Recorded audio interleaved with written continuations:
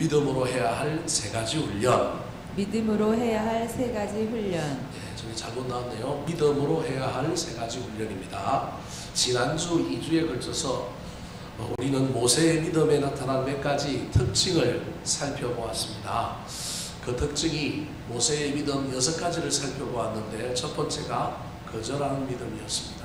두 번째가 선택하는 믿음, 세 번째가 바라보는 믿음, 네 번째가 애굽을 떠나는 믿음, 여섯 번째가 사람을 두려워하지 않는 믿음, 다섯 번째가 사람을 두려워하지 않는 믿음, 그리고 여섯 번째가 하나님을 바라보며 잘 참는 믿음이었습니다.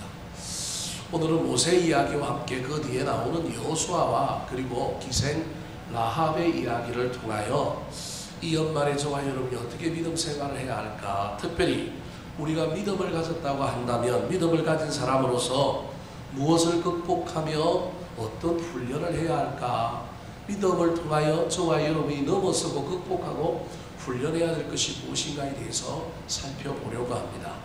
첫 번째, 믿음을 가지고 있는 사람이라면 어떤 훈련을 해야 되느냐면, 무엇을 넘어서고 무엇을 극복해야 하느냐면, 믿음이 있는 사람은 반드시 따라 하시겠습니다. 두려움을 극복하는 훈련. 두려움을 극복하는 훈련. 두려움 극복 훈련을 해야 합니다. 두려움을 극복하고 두려움을 넘어설 수 있는 사람이 믿음을 가진 사람이다, 그런 말입니다. 지난주에도 잠시 말씀드렸지만 진짜 하나님의 사람은 사람을 무서워하거나 상황을 무서워하는 것이 아니라 하나님을 무서워하는 사람입니다. 그래서 우리 가운데 문제가 있고 우리 가운데 어려움이 있고 우리 가운데 여러 가지 문제들이 가득하다 할지라도 그 속에 염려하거나 불평하거나 원망하는 것이 아니라 그 뒤에 계신 하나님, 문제 뒤에 계신 하나님을 바라보고 두려움, 염려를 물리치고 계속 전진하고 나아갈 줄 알아야 합니다. 모세가 이스라엘 백성들을 이끌고 출애굽할 때 그 당시 세계 최강대국이었던 바로와 맞붙었습니다. 바로는 군사도 있고 바로는 거리도 있는데 모세는 한낱 촐로에 불과했습니다. 목동에 불과했습니다. 그런데 그는 사람인 바로를 두려워하지 아니하였습니다. 왜냐하면 그의 눈에는 누가 보였느냐 하면 하나님이 보였기 때문입니다. 27절 말씀 우리 같이 한번 읽어볼까요? 27절입니다. 시작. 믿음으로 애굽을 떠나 왕의 노함을 무서워하지 아니하고 곧 보이지 아니하는 자를 보는 것 같이 하여 참았으며. 왕의 노함을 무서워하지 않는 것, 사랑을 무서워하지 않는 것, 문제를 무서워하지 않는 것, 그것이 믿음이다, 그런 말입니다. 그래서 저와 여러분의 인생 앞에 문제가 있고 또 상황에 여러 가지 부족함과 어려움이 있다 할지라도 그것 때문에 속을 끓이거나 그것 때문에 두려워하거나 염려하면 안 된다는 말입니다. 인간이기 때문에 잠시 잠깐은 염려할 수 있고 잠시 잠깐은 두려워할 수 있고 잠시 잠깐은 왔다 갔다 할 수 있지만, 그때 저와 여러분이 떠올려야 할 것은 이 모든 일들을 우리에게 허락하신 분이 누구냐면 하나님이다. 나보고 이건 넘어서라고, 돌파하라고 이런 상황과 환경, 이런 문제, 이런 사람을 주셨구나. 그래서 두려워할 것이 아니라 그 뒤에 계시는 하나님을 바라보며 두려움을 극복해야 합니다. 그래야 맞설 수 있습니다. 그래야 직면할 수 있습니다. 모세가 바로와의 싸움, 대결에서 가장 중요한 것이 있는데 그것이 무엇이냐면 바로 앞에 서는 겁니다.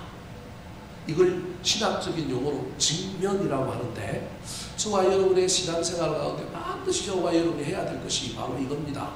내가 가지고 있는 문제 앞에, 내 연약함 앞에, 그리고 어떤 사람 앞에 도망가지 않고 직면하여 설 때, 그때부터 두려움은 사라지고 그때부터 승리는 시작됩니다. 그런데 사람 앞에 나아가는 것, 사람 앞에 서는 것, 내 문제를 문제라고 인정하지 못하고 그것을 온전히 받아들이지 못하면 피해가야 되고요, 도망가야 되고요, 이걸 전면으로 직면하고 직시하지 못하기 때문에 해결책이 없는 거예요. 내가 해결해야 되는데 내가 해결하는 게 아니라 상황이, 시간이 해결해 주기를 기다리고요, 남이 해결해 주기를 기다리는 거예요. 간혹 어떤 가정에 보면 남편들 중에 꼭 일하다가 사고치고 장사하다가 사고치고 도망가버리고 그 뒤치다거리는 누가 해요? 아내가 하는 사람들이 있습니다. 여러분 살다 보면 실수할 수도 있고요, 넘어질 수도 있고요, 많은 일들이 우리 가운데 있을 수 있지 않습니까? 근데 반드시 그걸 책임지고 잘못했다 그러고 그것뿐만 아니라 그 뒤수습을 하고 뒤수습을 하는 가운데 비난도 받고 원망도 받지만 그것을 직면해야만이 내 안에 내공도 생기고 내 안에 놀라운 은혜가 생기는 거거든요. 근데 그러지 않고 도망가버리고 난 다음에 막 누가 정리하고 난 다음에 수습을 해갖고 찾아가면 그때서 또 못 이기는 척하고 옵니다. 근데 그 사람은 똑같은 상을 만나면 여전히 똑같이 행동할 수밖에 없습니다. 절대 그가 그 상황 속에서 그 문제를 이길 수 없는 거예요. 도망가 버리는 거예요. 사랑하는 성도 여러분, 저와 여러분 도망가지 않았으면 좋겠습니다. 모세가 바로 앞에 섰던 것처럼 저와 여러분이 섰으면 좋겠습니다. 바로가 얼마나 두려운 존재일까요? 하지만 두려움도 그 앞에 딱 서면 사라지게 되는 겁니다. 두려움도 문제가 없게 되는 겁니다. 10가지 재앙 가운데 첫 번째 섰을 때 얼마나 모세가 두려워 떨었겠습니까? 그래서 자기 혼자 못 가고 누굴 데리고 가요? 자기 형 아론 데리고 가잖아요. 그죠? 가는데도 후들후들 떠니까 하나님이 네가 손에 든 지팡이는 그냥 지팡이가 아니고 누구의 지팡이라 그래요? 하나님의 지팡이다. 막 그래서 위로하고 격려해 주잖아요. 가가 막 후들후들 떨었을 거예요. 그런데 두 번째도 직면하고 세 번째도 직면하고 제가 뭐 성경을 읽어보니까 한 네 번째쯤부터는요 태도가 완전히 바뀝니다. 첫 번째, 두 번째, 세 번째는 누가 갑이냐면 바로가 갑이에요. 해보려면 해봐라. 이게 바로의 태도였어요. 안 보내준다. 해봐라. 그런데요 두 번째, 세 번째 재앙을 지나고 네 번째 파리 재앙부터는 아주 다른 양상들이 펼쳐집니다. 모세 앞에 바로가 점점 기가 죽어가고 막 뭘 부탁하고 자꾸 배려하려고 그러고 막 이런 문제들이 막 성경에 나타납니다. 사랑하는 성도 여러분, 그래서 저와 여러분에게 용기가 필요합니다.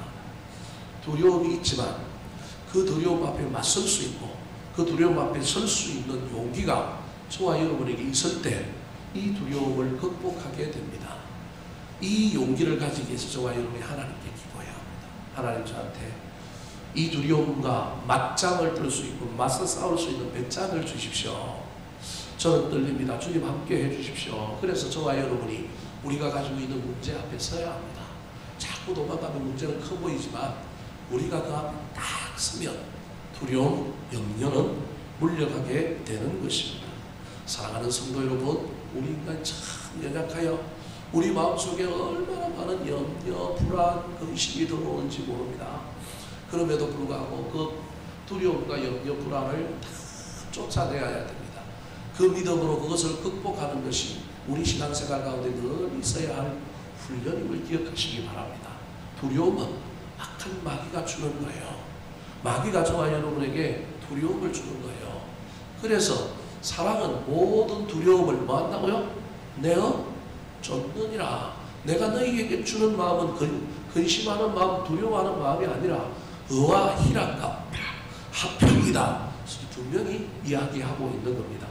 그래서 여러분 두려움 이기려면 자꾸 두려움하고 맞서는 훈련도 해야 하지만 하나님의 사랑을 깊이 묵상하고 우리 주님께 가까이 가면 이 두려움 뒤에 하나님이 계시구나. 이 문제 뒤에 하나님이 계시구나.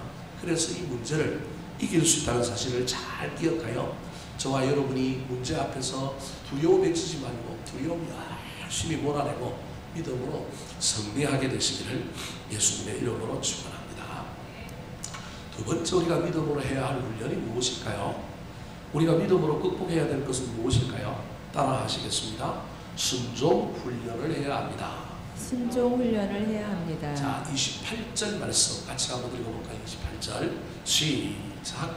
믿음으로 유월절과 피 뿌리는 예식을 정하였으니 이는 장자를 멸하는 자로 그들을 건드리지 않게 하려 한 것이며. 저건 애굽의 10가지 재앙 중에 10번째 재앙과 관련된 이야기입니다. 10번째 재앙이 우리 하나님께서 모세를 통해 이스라엘 백성들에게 선포되었는데 그게 뭐냐 하면 어린 양, 유월절 어린 양을 잡아가지고 그 피를 어떻게 하라는 거예요? 뿌리라는 거예요. 그리고 집에 기둥과 임방, 문술주에 그 피를 뭐 하라는 거예요? 바르라는 거예요. 여러분 이것이 이제 구약의 제사제도, 특별히 번제 제도의 기반이 됩니다. 그래서 번제의 가장 이스라엘 제사의 가장 중요한 건 뭐 곡식을 드리든 뭘 드리든지 간에 피를 뿌리는 거예요. 피를 뿌리는 거. 여러분 우리가 잘 레위기를 자세히 살펴보면 저와 여러분은 제물을 가져다 주고 그 제물을 제사장이 잡아서 구약에 바쳤다고 생각을 하는데요. 자세히 보면 제물을 누가 잡느냐면 우리가 잡아요. 우리가 사실은 그 제물을 우리가 잡는다니까. 제주가 제물을 가지고 온 그 제사를 드리는 사람이 제물을 잡아요. 그럼 제사장은 뭐만 하느냐 하면 제대로 잡았는지 안 확인하고 제사장이 유일하게 하는 게 하나 있는데 그게 뭐예요? 피를 뿌리는 거예요. 피를. 제단에 가서 피를 뿌리고 바닥에 피를 뿌리고 이 피 뿌리는 것만 누가 하느냐면 사실은 제사장이에요. 이 피 뿌리는 의식이 바로 여기 10가지 제약에서 나오는 거예요. 즉 피를 뿌리는 이 행위를 통하여 이 피값으로 그 생명을 구속하고 살려준다라고 하는 의미가 있는 거예요. 그래서 저 어린 양, 6월절 어린 양이 예수님이요, 저 피 뿌리는 예식이 예수 그리스도의 십자가 사건인 겁니다.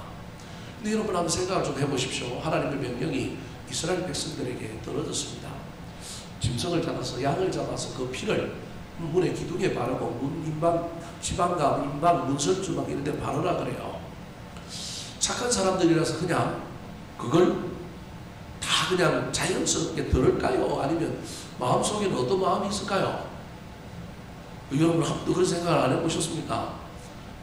저는 궁금해요. 이스라엘 백성들이 60만 대군이 나왔는데 가족들까지 지금 한 200만 넘게 나왔는데 이 중에 장자 안 죽은 사람이 있을까 없을까? 나는 있을 것 같다는 생각이 자꾸 드는 거예요. 성경은 그걸 우리에게 이야기하고 있지는 않은데 있을 것 같다는 생각이 드는 거예요. 물론 이들이 종살이에 있었고요. 하나님의 엄청난 10가지 기적을 통하여 구원해 주시는 놀라운 하나님에 대한 신뢰가 있었기 때문에 빠져보지도 않고 생각해보지도 않고 자동적으로 순종했을 가능성이 많습니다. 그런데 이제 나중에 강야를 가면 안 하잖아요. 지난 주일날 제가 말씀드렸지만 뱀이 와서 물었을 때 장대에다가 그 뱀 모양으로 노스로 뱀을 만들어서 높이 들고 쳐다봐라 그러는데 쳐다본 사람은 살고 안 쳐다본 사람은 어떻게 돼요? 죽었다니까요. 많은 사람이 죽었어요. 그러니까 이게 똑같은 성경의 패턴인데 제가 보기엔 이 6월절과 관련되어 있는 저 10가지 재앙 중에 장자 재앙은 좀 초기니까 사람들이 훨씬 더 순수하고 훨씬 더 믿음으로 받아들였을 가능성이 많아서 제가 보기엔 대부분 사람들은 아마 저대로 행하였을 것입니다. 근데 제 개인적인 생각으로는 그래도 옹고집적이고 그래도 비판적이고 그래도 이성이 살아있고 그래도 그냥 조금 자기 나름대로 좀 똑똑하다고 하는 사람들은 따져보고 생각해보고 뭐 저걸 하는 거야 도대체 왜 그러는 거냐 왜 저걸 해야 되지? 여러분 저 행위가 훗날에 강야 시대를 지나고 이스라엘 백성들이 이제 정착할 때 되면 율법에 의하여 제사법이 나오니까 그때는 이제 이게 이해가 된단 말이에요. 이걸 왜 그렇게 해야 되는지. 근데 출애굽할 때는 저건 아직 율법이 완성된 것도 아니고 이스라엘 백성들에게 가능적으로 문화적으로 이게 이스라엘 백성들에게 다 퍼진 행위가 아니에요. 저게 최초 하신 행위란 말이에요. 저 행위 속에서 사람들이 마음속에 얼마나 왔다 갔다 하는 마음이 있었겠어요. 들은 대로 주님 말씀이라 그러니 하나님 말씀이라 그러니 보험선전처럼 이순재가 하는 것처럼 묻지도 따지지도 않고 그냥 내가 순종하리라 이런 사람 여러분 그렇게 많지 않을 가능성이 있어요. 특별히 오늘날의 이 거역과 대적의 형성이 판을 치는 시대에 살아가고 있는 저와 여러분은 반드시 이걸 점검해 보기를 원하는 거예요. 왜 그러지? 뭐 때문에 그러지? 나를 설득시켜봐. 나를 이해시켜봐. 그리고 당장 이 일을 하면 어떤 결과가 벌어지지 미래를 보여줘. 저와 여러분은 이런 시대를 지금 살고 있습니다. 저도 여기에 익숙해지는 사람이라서 누가 무슨 말을 할 때 그냥 야 어떻게 따라와 그러면 잘 따라가고 싶지가 않은 것도 사실입니다. 이걸 왜 해야 되는지 어떤 일이 벌어질지 그것이 보이고 확인되면 동의되면 따라갈 만한데 그런 이야기들이 별로 없습니다. 그냥 발랄하는 거예요. 그런데 이스라엘 백성들이 그걸 했다라는 거예요. 저 이야기 속에 들어있는 것이 있는데 그것이 뭐냐면 순종이라는 거예요. 여러분 그래서 순종은 믿음과 아주 동의어인데 이 믿음과 동의어의 순종은 순종할 만한 것 이성으로 이해되고 현실적으로 상황적으로 동의되는 것을 순종하는 것을 순종이라고 말하지 않습니다. 그래서 믿음은요, 여러분, 저와 여러분이 믿음은 믿을 만한 것을 믿는 것이 아니라 믿지 못할 것을 믿는 거예요. 세상 사람들은 하나님을 우리한테 보여달라고 하는데 우리가 하나님의 존재를 보여줄 수 있어요? 믿지 못할 것을 우리는 그래서 뭐 하는 거예요? 믿는 거니까요. 이게 믿음이라는 거예요. 믿음이라고 하는 것 자체가 그런 거예요. 믿음이라고 하는 자체가. 그래서 그 믿음에는 반드시 저와 여러분의 삶 속에 나타나야 할 것인데 그것이 뭐냐면 바로 순종이라는 거예요. 순종. 오늘 본문에 보면 또 다른 순종 이야기가 두 개나 더 나옵니다. 몇 절에 나올까요? 29절과 30절입니다. 같이 한번 읽어볼까요? 29절, 30절 말씀. 화면에 없나요? 29절. 시작. 믿음으로 그들은 홍해를 육지같이 건넜으나 애굽 사람들은 이것을 시험하다가 빠져 죽었으며 믿음으로 7일 동안 여리고를 도니 성이 무너졌으며. 30절에 나오는 여리고 함락 사건은 제가 수없이 이야기했으니까 뭐 여기에 대해서는 순종과 관련해야 뭐 이야기할 필요가 별로 없어요. 근데 여러분 29절에 나오는 홍해를 건너는 사건을 한번 생각을 해봅시다. 홍해가 딱 하고 벌어졌어요. 이 놀라운 기적이죠. 이 놀라운 기적을 봤으니 이스라엘 백성들이 그 기적 때문에 그냥 땅을 건너가는 것, 그 바다를 건너가는 것 쉬운 일이라고 저와 여러분은 생각할 겁니다. 우리는 성경을 그냥 알고 있기 때문에 백성들이 건너갔으니 이거 쉬운 일이고 아무나 할 수 있는 일이라는 생각을 들 거예요. 근데 여러분 생각을 해보세요. 성경에 보면 바다가 단면이 갈라진 것처럼 물이 절벽이 돼서 딱 서 있는 거예요. 양쪽에. 운전할 때 큰 트럭이나 버스가 양쪽에 둘이 서 있는데 그 사이를 지나가려면 운전하는 사람 가고 싶어요? 별로 안 가고 싶어요? 예, 저는 봉고차 스텔렉스를 몰고 가는데도 그래도 성룡차보다 큰 차인데도 버스 두 대가 가면 왠지 거기를 가기 싫어요. 가더라도 빨리 통과해버리고 싶어요. 빨리 통과해버리고 싶어요. 지금 그런 상황이라니까요. 기적이 벌어져서 홍해가 갈라졌지만 물이 없는 것이 아니라 양쪽에 물이 절벽으로 있는 거예요. 여러분 이건 자연의 순리를 거스르는 생각을 해보세요. 물이 딱 끊어졌으면 이쪽에 서 있는 하구 쪽으로 내려가 있는 물은 어떻게 돼야 돼요? 흘러서 어디로 가야 돼요? 밑으로 가야 되잖아요. 위에서 내려오는 물은 하나님이 어떤 힘인지 모르겠지만 인위적으로 그 물을 막아서 딱 이렇게 멈추고 있다고 칩시다. 요거는 이해가 되는데 하구 쪽에 있는 물도 안 내려가고 어떻게 하고 있는 거예요? 서 있다니까요. 여러분 제 말이 사실인지 아닌지 보세요. 나중에 애국 사람들이 지나갈 때 이 물만 내려온 게 아니고 두 물이 어떻게 돼요? 합쳐졌다니까요.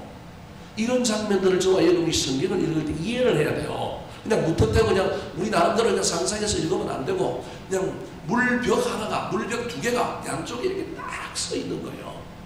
계곡처럼 서 있는 곳을 그곳을 지나가야 돼요. 어떤 폐쇄 공포 쪽에 있는 사람이라든지 공황장애 있는 사람들이 지나갈 수 있을까요? 없을까요? 없지요. 그래서 누가 지나가면 용기를 내있는 사람이 가면 가는 거예요. 제가 보긴 제사장하고 모세가 제일 앞장섰을 거예요. 그러니까 따라갔을 거예요. 사람들이 따라가지만 그 따라가면서도 사람들의 마음이 막 얼마나 조마조마했을까요? 그래서 저는 그냥 걷는 것 사실이지만 여러분 저 육지같이 건너는 저 속에도 뭐가 있느냐면 순종이라고 하는 행위가 있는 거예요. 순종. 근데 그 순종은 제가 아까 이야기했던 것처럼 순종 앞에는 반드시 뭐가 있다고요? 믿음이 있다는 거예요. 믿음. 하나님 우리를 지켜주셔. 근데 여러분 저 29절 뒤에 보면 애굽 사람들은 이것을 뭐 하다가? 시험하다가 애굽 사람들도 똑같이 지나갔는데 애굽 사람들에는 뭐가 없는 거예요? 믿음이 없는 거예요. 여러분 남들 간다고 따라갔단 말이에요. 남들 간다고 따라가면 똑같이 갔지만 결과는 다를 수 있다니까요. 여러분 저걸 물론 모세가 그 홍해를 갈랐던 지팡이를 가지고 다시 하나님께 기도했더니 동풍이 불어와서 그 물을 합쳤다라고 되어 있습니다. 성경은. 근데 저는 좀 다르게 해석하고 싶어요. 믿음 없는 사람들이 건너갔기 때문에 저는 그게 믿음의 물의 절벽이라고 생각하는 거예요. 믿음의 물의 절벽. 여러분 이해가 되시는지 모르겠지만 그때 건너갔던 사람이 믿고 순종했기 때문에 그 절벽이 안 무너졌고 다른 사람은 믿음은 없는 상태에서 남들이 가니까, 남들이 이 길을 하니까, 남들이 신앙생활을 저렇게 하니까, 남들이 이렇게 사니까 따라가는 사람들에게는 그게 믿음이 없는 거예요. 그래서 우르르 무너진 거예요. 예를 들어볼까요? 예수님께서 무리를 걸어서 갈릴리 호수에서 풍랑을 만난 제자들이 배 가까이 오셨어요. 그때 누가 무리를 걷게 해달라 그래요? 베드로가 걷게 해달라 그래요. 여러분, 그때 예수님이 여전히 어디에 있어요? 물 위에 있어요. 여러분, 그 베드로도 따라 걸었어요. 걷다가 베드로가 뭘 봐요? 바람을 봤다고 성경은 이야기해요. 바람이 눈에 보여요. 바람이 불어서 물결이 치는 보였다는 얘기예요. 근데 바람을 보므로 말미암아 예수님을 안 보고 바람을 보고 나니까 물에 빠져버렸어요. 그때 예수님이 베드로 보고 뭐라고 얘기해요? 이 믿음이 적은 자여 왜 의심하였느냐, 이렇게 말하고 있는 거예요. 순종했는데, 베드로의 처음 순종은 믿음으로 순종했지만, 여러분, 저와 여러분 잘 기억해야 합니다. 우리가 한번 순종했다고 그 순종이 온전한 순종이 아니라니까요. 베드로는 처음에는 무엇으로 순종했다고요? 믿음으로 순종했죠. 근데 베드로는 마지막에 믿음으로 순종하지 못하고 뭐가 없어진 거예요? 믿음이 없어졌다 얘기하면 좀 곤란해요. 예수님이 뭐라고 얘기했어요? 이 믿음이 적은 자에 그래서니까 믿음이 적어진 거예요. 믿음이 적어졌기 때문에 빠졌다라는 거예요. 그러므로 저 바로의 군대도 제 해석으로는 그것을 가지고 해석한다면, 물론 분명히 하나님의 능력으로 우리 합쳐졌지만 그들은 믿음이 아닌 상태로 다른 사람이 걸어가는 걸 보고 따라 걸어갔기 때문에 그렇다는 겁니다. 여기에 저와 여러분의 놀라운 이 순종에 대한 귀한 통찰이 있어야 합니다. 저와 여러분은 한번 순종하면 순종했다고 착각을 합니다. 그런데 그게 순종이 아닐 수도 있는 거예요. 그 순종에는 반드시 뭐가 있어야 되냐면 믿음이 있어야 되는 거거든요. 근데 그 믿음이 사라져버리는 거예요. 믿음이. 사랑하는 성도 여러분, 사람에 대한 신뢰, 교회에 대한 신뢰, 하나님에 대한 신뢰, 누군가에 대한 신뢰가 처음에 저와 여러분이 다 있었다니까요. 근데 점점 가다 보면 그 신뢰가 없어졌다니까요. 믿음이 없어졌다니까요. 사실은 믿음이 없어졌기 때문에 내가 순종한다고 하고 있지만 그 길을 똑같이 가고 있지만 결과는 전혀 다를 수 있다는 사실을 기억하시기 바랍니다. 그래서 우리의 믿음에는 끝까지 순종하는 것이 있어야 되고요. 우리의 순종에는 그 순종을 이루기 위한 용기, 도전, 결단, 이런 것이 있어야 된다는 사실을 잘 기억하여 오늘 본문에 나오는 이스라엘 백성들과도 같이 그들이 피를 바르러 간데도 믿음으로 그것을 따져 묻지도 않고 왜 이걸 해야 되는지, 왜 꼭 이걸 해야 되는지 묻지도 않고 순종했던 것처럼, 이스라엘 백성들이 홍해를 건널 때도 하나님의 명령에 그 약속의 말씀을 붙들고 신뢰함으로 건넜던 것처럼, 이스라엘 백성들이 여리고성을 하루에 한 바퀴씩 7일 동안 13바퀴를 도는데도 때로는 환경이 바뀌고 막 분위기가 바뀌고, 옛날에는 자기들이 갑이었는데 점점 이 여리고 사람들이 갑이 되고 막 비난하고 막 이상한 소리가 들려오고, 그럴 때도 뭘 지킬 수 있느냐면 일관성을 지켜야 되는 거예요. 지금 제가 순종에 관련된 3가지 구절을 여러분에게 지금 설명했어요. 첫 번째 순종이 피 뿌리는 예식을 정하는 피를 뿌리는 것에 대한 순종이에요. 이건 좀 따지지 말고 우직하게 순수함으로 그냥 순종하자는 거예요. 이스라엘 백성들이 홍해를 건너갔던 이 순종은 뭐가 필요한 순종이냐 하면 용기가 필요한 순종이라는 거예요. 담대한 용기.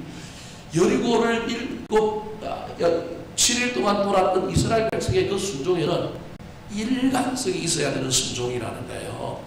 베드로가 처음엔 순종했지만 그때 순종 못한 그 놀라운 그 순종의 이야기 속에 믿음이 약해진 것처럼 우리도 그러면 안 된다는 거예요. 여리고성이 무너졌던 가장 중요한 이유는 끝까지 돌았다는 거예요. 끝까지 주님을 믿었다는 거예요. 순종만 있어도 안 되고 뭐도 있어야 된다고요? 믿음도 있어야 되는 거예요. 그래서 믿음과 순종이 역사하여 놀라운 결과를 만들어낸다는 사실을 잘 기억하여 저와 여러분의 삶의 현장에도 내 믿음의 훈련을 하기 위해서는 순종 훈련을 해야 되는데, 순종만 하는 것이 아니라 순종 앞에 믿음이 있어야 되는구나. 좀 따져보지 말고 그냥 맹목적으로, 때로는 순수하게 우직하게 순종하고, 때로는 용기를 내어 담대하게 순종하고, 때로는 저와 여러분이 일관성을 지켜서 처음부터 끝까지 순종함으로 말미암아 하나님의 놀라운 은혜를 경험하는 남은 세계가 되시기를 예수님의 이름으로 축원합니다. 마지막으로 저와 여러분이 믿음으로 해야 할 훈련, 믿음으로 극복하고 믿음으로 통과해야 될 것이 무엇일까요? 따라하시겠습니다. 결단을 훈련해야 합니다. 결단을 훈련해야 합니다. 다르게 얘기하면 저 결단은 선택입니다. 선택. 저와 여러분이 믿음으로 늘 삶의 현장에서 뭘 해야 되느냐 하면 선택을 해야 되는데 무슨 선택을 할 거냐라고 하는 것을 훈련해야 되는 겁니다. 오늘 본문 31절에는 제가 쓰고 있는 결단, 선택이라는 말을 쓰지 않고 무슨 말을 쓰고 있느냐 하면 영접이라고 하는 말을 쓰고 있습니다. 자, 31절 말씀 같이 한번 읽어볼까요? 시작. 믿음으로 기생 라합은 정탐꾼을 평안히 영접하였으므로 순종하지 아니한 자와 함께 멸망하지 아니하였도다. 자, 저기에 보니까 무슨 얘기를 하고 있느냐 하면 정탐꾼과 관련된 기생 라합의 이야기를 하고 있는 거예요. 기생 라합이 여호수아가 시팀에서 보낸 2명의 정탐꾼이 여리고성에 들어왔을 때 그들을 영접하고 그들을 숨겨준 이야기를 통하여 저게 기생 라합이 믿음으로 선택했다, 믿음으로 결단했다라고 하는 말입니다. 그런데 저 결단, 저 선택, 저 영접은 주판안을 좀 튕겨보면 좀 투기적인 요소가 있습니다. 말이 좀 이상한데요.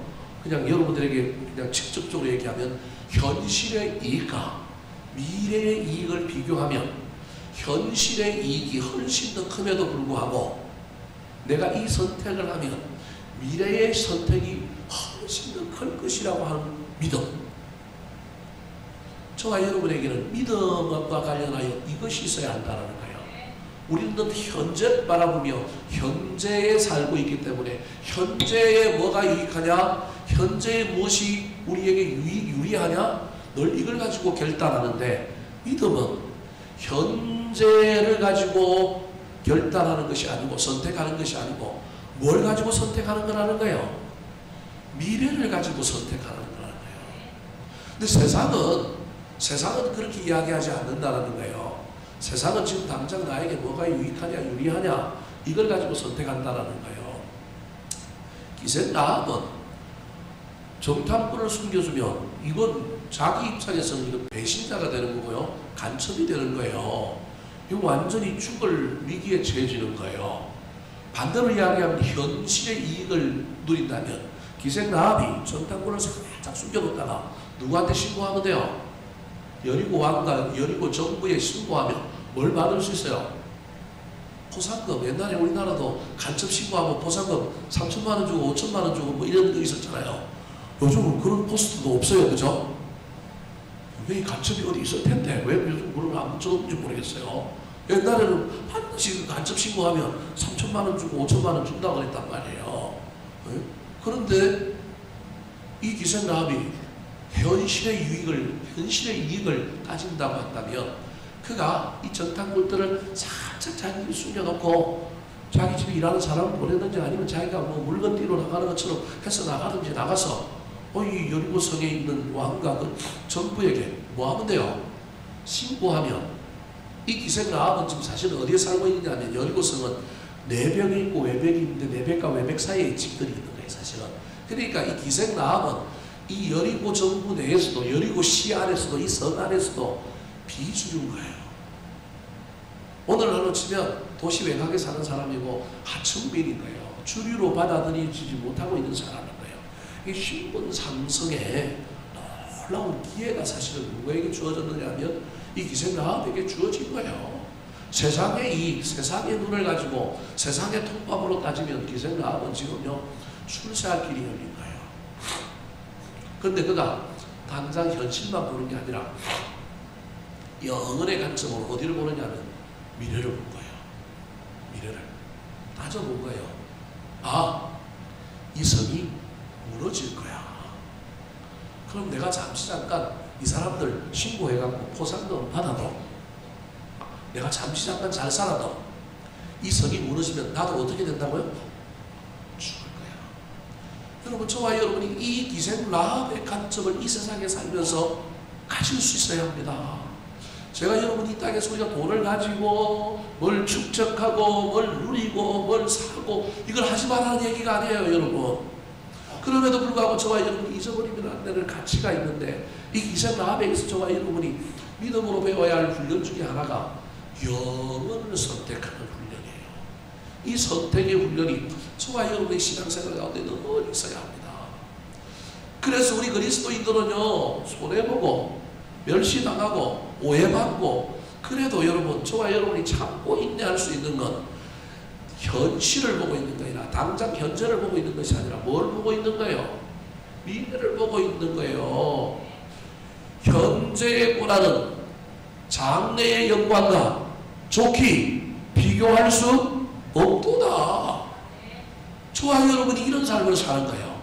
현재에 발을 디디고 있지만 현재를 무시하라는 얘기가 아니라, 때로는 그것 때문에 현재에서 손해보고, 현재에서 때로는 저와 여러분이 핍박받고, 때로는 좀 바보처럼 살고, 이게 그리스도인이라는 거예요. 좀 더 쉽게 얘기하면 이 기생 라합은 여리고 왕이냐 하나님이냐 선택을 했는데, 누구를 선택한 거예요? 하나님을 선택한 거예요. 근데 그 하나님을 선택하는 건 손해를 보는 거라니까. 당장은 저와 여러분 인생 가운데 저와 여러분 수없이 많은 선택의 기로에 서게 될 겁니다. 그 선택의 기로에서 악한 마귀와 세상은 자주 우리에게 속삭일 겁니다. 현재 뭐가 유익하지? 현재 삶에서 너한테 유익한 게 뭐냐? 우리에게 자꾸 속삭일 겁니다. 때로는 저와 여러분의 삶에 제 생각에는 10개 중에 7개 정도는 현재를 선택하는 게 전혀 문제없고, 그럼 하나님 뜻을 거스르는 것도 아니고, 우리가 이 땅에 살면서 7개 정도는 현재를 선택하며 살아야 되는 존재입니다. 그런데 제 생각에는, 이건 제 생각이기 때문에 여러분 비유를 꼭 그렇게 생각할 필요는 없어요. 제 생각에는 우리가 이 땅에 살면서 3개 정도는 하나님의 관점에서, 영혼의 관점에서 먼 미래를 보고 손해보는 것, 바보 같은 것, 좀 이상한 걸 뭐 할 수 있어야 된다고요? 선택할 수 있어야 합니다. 사랑하는 성도 여러분, 이 선택이 누가 했느냐 하면 기생 라합이 했다는 거예요. 근데 그게 그냥 한 게 아니고 무엇으로 했다고 오늘 성경은 이야기하고 있어요? 믿음으로 했다는 거예요. 믿음으로. 믿음은 선택하게 하는 거예요. 현재의 지혜롭고 현실에 유리한 것도 믿음은 선택하게 하지만, 믿음은 현실을 넘어서서 미래의 관점에서, 영혼의 관점에서 우리가 무엇을 선택할 것인지를 알려주는 것이 뭐라고요? 믿음이라는 거예요. 사랑하는 성도들, 우리의 믿음이 때로는 그런 일에 쓰일 수 있었으면 좋겠습니다. 믿음이 있다고 하는데 자꾸 이 믿음을 현재에서 우리가 얼마나 지혜로우냐, 현재에서 하나님의 뜻을 구하고 현재에 유익한 것을 구하는 데만 쓰지 말고, 때로는 미래의 관점에서 살펴보면 지금은 그때 미래에 유익하지만 지금은 손해고, 지금은 잘못된 선택이고, 지금은 사람들에게 비난받고, 지금은 바보라고 소리를 들을 수 있지만, 이것을 선택할 때 놀라운 일이 일어난다는 사실을 잘 기억하여 저와 여러분이 이 세상 살면서 선택의 기로에서 저와 여러분이 잘 영적으로 분별했으면 좋겠습니다. 믿음이 쭉 알아요. 이게 현재를 선택해야 될 7개인지, 아니면 영혼의 관점에서 미래를 선택해야 될, 손해보는 것을 믿음으로 선택해야 될 것인지를 잘 결단하시기 바랍니다. 그때 잘 결단하면, 저기 뭐라고 31절에 얘기하고 있냐면, 순종하지 아니한 자와 함께 멸망하지 아니하였도다, 그렇게 말하고 있는 겁니다. 저와 여러분의 인생에 우리 주님이 주시는 놀라운 은혜와 형통이 현실에만 있는 것이 아니라, 한 5년 지나보니, 10년 지나보니, 아니 또 영원의 관점에서 저 천국에 가보니, 야, 그때 과거에 그때 내가 이 선택한 건 참 잘했다. 그 선택이 옳았으면 좋겠습니다. 그 선택으로 말미암아 저와 여러분의 삶 속에 하나님의 놀라운 위로와 은혜와 복이 넘쳐 흐르게 되시기를 예수님의 이름으로 축원합니다. 한번 따라 하실까요? 믿음으로 해야 할 3가지 훈련. 믿음으로 해야 할 3가지 훈련. 두려움 극복 훈련. 두려움 극복 훈련. 순종 훈련. 순종 훈련. 결단 훈련. 결단 훈련. 기도하겠습니다.